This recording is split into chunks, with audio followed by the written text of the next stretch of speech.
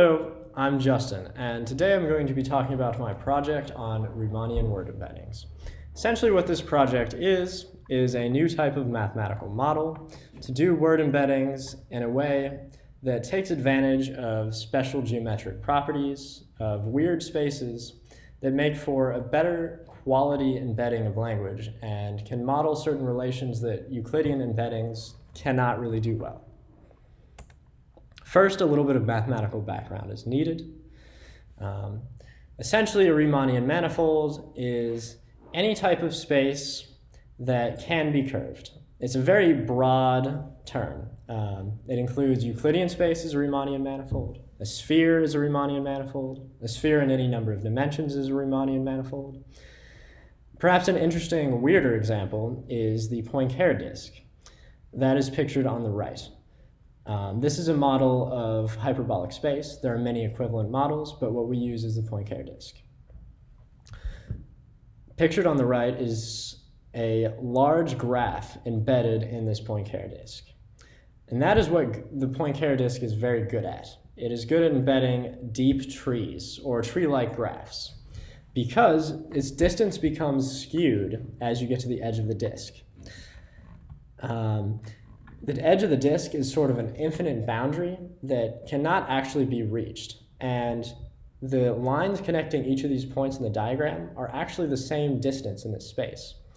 So you can see how it very naturally embeds this deep tree and does things with distances that cannot really be done in Euclidean space to make this graph embedding natural.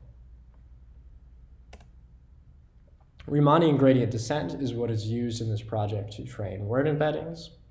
It is essentially very similar to standard gradient descent, where you have a loss function and calculus can be done on it to optimize along a derivative to minimize the loss function. And this is just done in the Riemannian manifold rather than Euclidean space. Now, we use this to train word embeddings. Pictured on the right is word embeddings trained on the WordNet dataset. And they model the is a type of relation. As you can see, this is a Poincare disk where very broad terms are embedded close to the center of the disk, and very specific terms are encoded deeper into the edge of the disk. This makes sense because you're able to embed this large hierarchy in a way that is not really natural in Euclidean space.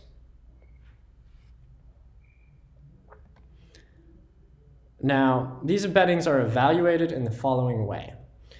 For every positive example where there is a relation between two words, for example, bird and pigeon, this is compared among all negative examples, for example, pigeon and dog, or pigeon and crocodile.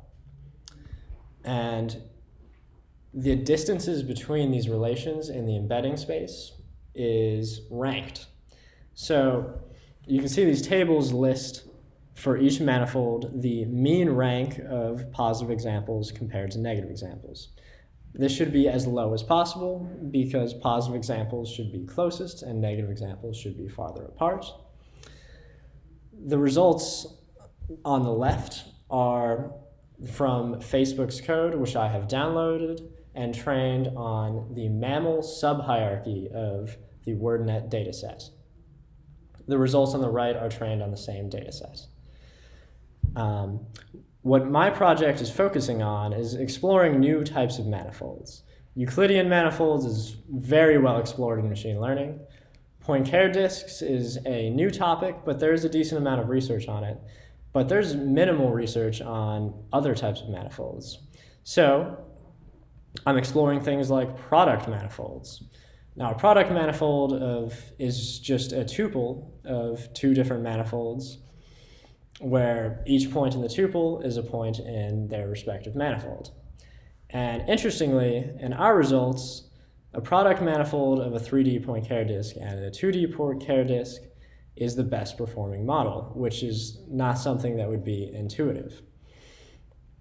Now, this project has obviously only looked at 5-dimensional space, and there's a lot more that could be interesting in the larger full WordNet dataset as opposed to the mammal subhierarchy. And for the rest of this project, I intend to work on it, to explore more manifolds and see if this benefit given by product manifolds still exists in higher dimensional embeddings and what that looks like.